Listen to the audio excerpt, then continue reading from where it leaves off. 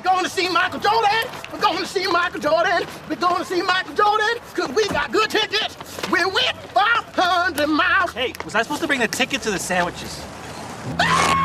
Oh, God. No! Lay it on the floor! Just lay it on the floor! Came for my wins, I need my ends. This life is real, I get it in, I get it in. What's going on, people? Welcome to another episode of The Flex, and this one is all about the main man himself, Mr. MJ, man. The documentary, The Last Dance. Just my views on it and how I felt about it. You guys know from my previous video what a big basketball fan I am. And I was intrigued to watch this, man. Look, I know my history and I know how big Jordan is a part of the game. And look, the argument that goes on, or the debate that goes on these days, is whether or not Jordan is the GOAT or whether it's LeBron. Yeah, and for me, it's Jordan. I'm sorry. To do what he done, 3 championships in a row at the time as well, was unbelievable. So, but that's a whole nother debate, but that's just my personal opinion. But on The Last Dance, if you haven't watched it, I suggest you watch it. It is fantastic. And you know what's great about it is you don't even need to be a basketball fan. I think Michael Jordan is such an iconic figure in the world of sport that even if you don't follow football, you know about Michael Jordan at the Chicago Bulls. You just know. Whether it's Jordan from his brand, the Jordan brand, or like I said, you know him from his basketball prowess, or you know him just from the film Space Jam. Everybody knows Michael Jordan, innit? And what impressed me most about this is the way they put it together, considering it's like 25 years worth of footage. Like, they literally said that, I was listening to an interview with the guy who made it, and he said that during their last season, where Jordan was pretty much going to retire because he said he ain't playing for no one else apart from Phil Jackson, they decided to put cameras in the locker rooms and the camera team with them, with the agreement that Michael Jordan said it never goes out until I say so. And the guy was like, who made it, the director, he was like, back then in like 95, I think it was, 96, should I say, 95, 96 season, the thought and like the notion of like a 10-part documentary series hadn't even been thought of yet. Do you know what I mean? Netflix weren't out then, documentaries weren't out there in bringing them out in one episode. Series and stuff like that wasn't really a thing for sports like that, as like a documentary type. Obviously you had programs like that, but that wasn't really a thing back then. So the fact that they've sat on this for so long, and Jordan's obviously thought, right, now's the right time to tell the story, sensational. And what I loved most about it as well, yeah, is how much of a winner this guy is. Like, he is a fucking winner. Like, there's a part in it, right, and I don't want to do too much spoilers, so I won't if you haven't seen it, but it's a famous quote. Well, I'm saying it's a famous quote because if it ain't, it should be. He says that basically Jordan is used to being the guy, he's used to being the man, and Phil Jackson comes in, right, and who obviously was a great coach, went on to do great things at the Lakers as well. And Phil Jackson comes in and he's like, Michael, you don't have to have the ball all the time. You ain't got to be the guy to hit the game-winning shot. Like, we've got other guys here, just bring them in. If man are marking you 3-on-1 and that, find the open guy. And Jordan talks about how, like, he didn't enjoy that. Like, do you know what I'm saying? He didn't want to sacrifice his own game. He wants the ball in his hand. He wants the pressure. He embraces the pressure. He wants to be the best. Do you know what I mean? And it took him a while to understand that he could use his teammates, and he started sacrificing his own game and changing it up, swapping it up a little bit. That takes greatness. And he says this quote. He says, there was another time when he said, the guy said, there's no I in team. There's no I in team, yeah. This is the elite mentality of Michael Jordan. He said, there's no I in team, but there is I in win. I was like, right, you know what? You always taught that in team sports, you know what I mean? Be a team player, put yourself second and the team first and stuff like that. But if you want to be truly great, you gotta be infatuated with winning. You gotta be infatuated with winning. You have to.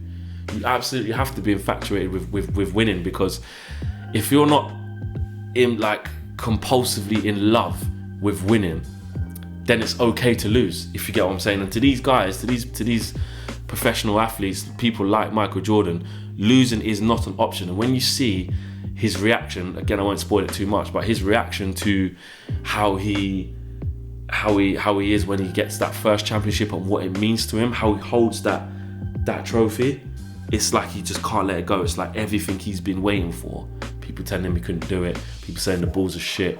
They'd never won the NBA before he got there.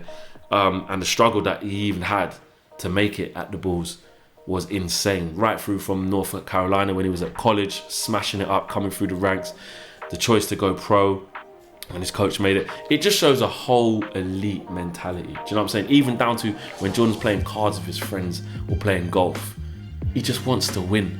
And that was brilliant. And also just seeing how good he is. You know, when sometimes it's just refreshing to, you kind of know how good someone is, but then you kind of need reminding sometime. And I love the fact that we're celebrating him while he's still here. Because you know what we're guilty of, I think, in this lifetime as humans, yeah? We celebrate a lot of things or people or accomplishments once they've passed away. That for me is a big thing. I don't like that, and I'm guilty of it. We're all guilty of it, of celebrating someone. We might have a loved one or a friend that we wish that we may have like had more memories with when they were here, or grandparents or stuff like that. It's too late then. I think we should absolutely honour our legends in any field while they're still here. Damn right Michael Jordan should be in there telling us what that was like and how his struggle was, and damn right Michael Jordan should see, even though he might be a humble person and not enjoy it, he should be able to see people kind of going, do you know what? You are the GOAT. Like, power down. We're not worthy. We're not worthy. We're not worthy. You know what I mean? It's not about an ego thing. It's just about showing appreciation and respect. And I love that they've got him involved, and he gave the go-ahead for it. Also, the other characters in it as well. Obviously, everyone knows about Scottie Pippen and Dennis Rodman. And Dennis Rodman, such an interesting character. Again, I'm new to doing these kind of reviews, so I don't want to talk about it. I'm trying to talk about it where I don't spoil it for you lot by telling you everything. Do you know what I'm saying? So hold tight, all of the movie critics and stuff like that. I'm stepping into you lot's spaces. I don't know how you lot talk about it so regularly, especially if you've seen something just recently and you want to talk about it. It's hard to talk about it without spilling all the beans in it, so I'm gonna try my best with no spoilers. But yeah, Dennis Rodman is like such an interesting character. I always knew he was basically on the mad, on the crazy side, of eccentric side of the sport. But what a warrior! And he's perfect proof, yeah, of the cog that you need. You need different cogs to make a machine work. And some don't work without the others. MJ couldn't function without Dennis Rodman. Couldn't function. MJ by himself would not have functioned.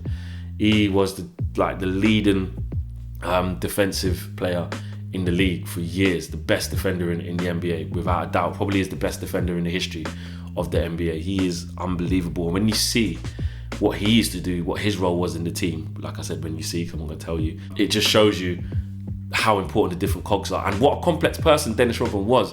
He's known for doing some crazy shit, but he definitely showed why he was so important. And obviously Scottie Pippen, I didn't know that Scottie Pippen was carrying on like that back then. That was interesting as well. Again, I'm not going to say too much, but he got into a situation with the franchise where he disagreed on a lot of stuff, and a lot of stuff happened, and a lot of stuff could have happened or could have unraveled itself in a different way had those decisions been or not been made. Do you know what I'm saying? So that was great to see as well. And the different coaches that worked with Jordan, just how they describe him and how they talk about his attention to detail was fantastic. Another thing that I loved about it was when they touched on the Jordan brand. We can't do this video without talking about the Jordan brand. Everyone knows a pair of Jordans. I'm not going to say everyone's owned a pair of Jordans. I haven't got a massive Jordan collection. I've only got a couple. I've only got a few. But the ones I have got, you can't talk about Jordan without these holy grails. Boom! Jordan 5s. Jordan 5s. Wow. First release 1990, you know. These are the off-white versions. I was lucky to get a win on these on the Sneaker app.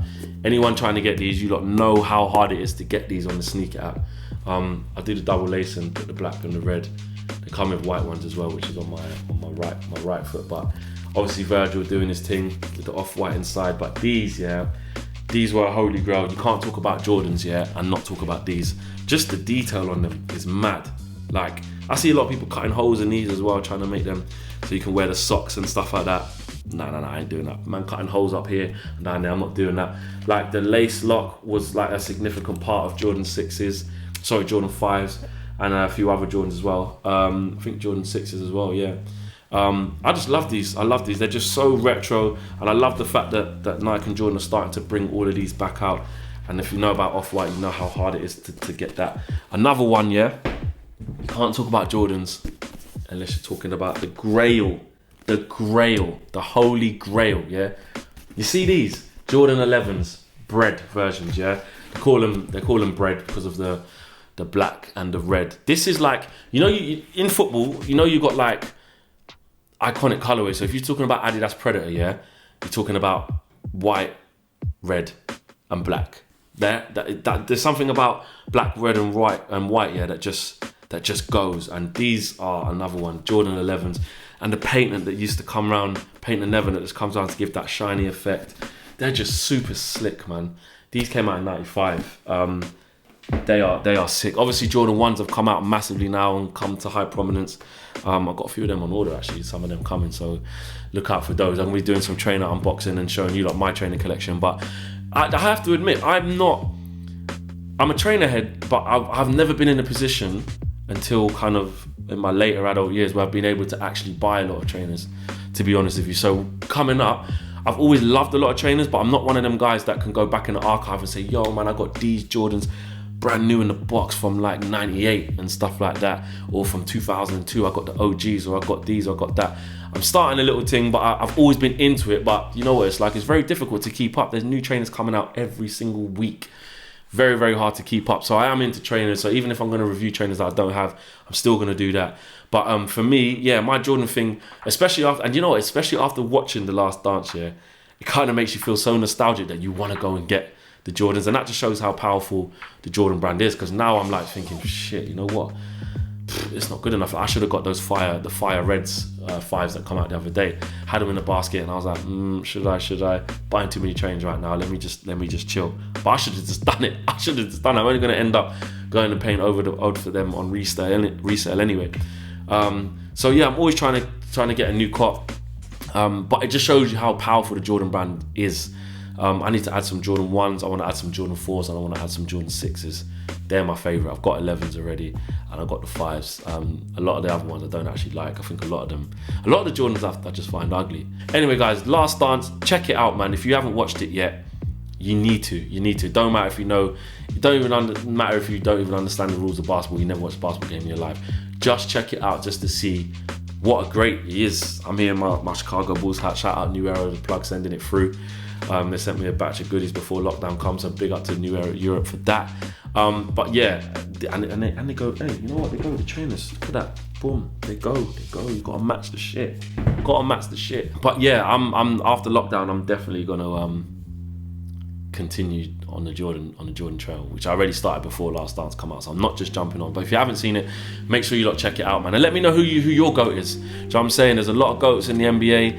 You're talking about Larry Bird, you're talking about Magic Johnson, you want to talk about Kobe Bryant, LeBron's obviously in there. Is MJ just the undoubtable best? Wilt Chamberlain back even further back than that? Talk to me. Who is your basketball GOAT and why? Drop your views in the comments in the boxes below. Get over to FlexUTD on Instagram. Make sure you follow me there. Make sure you subscribe to the channel and you put your notification button on. Click it. Click the bell, man. Make sure you do that. But yeah, Flex Fridays every Friday, all kind of genres. Make sure you lot join me on there as well. Smash a like on the video. I am out of it. And tell me what your best Jordans are as well. I want to know that. Tell me what's in your collection. And let me know on Instagram or at me, and I'll repost that shit. I'm out of it, people. Peace.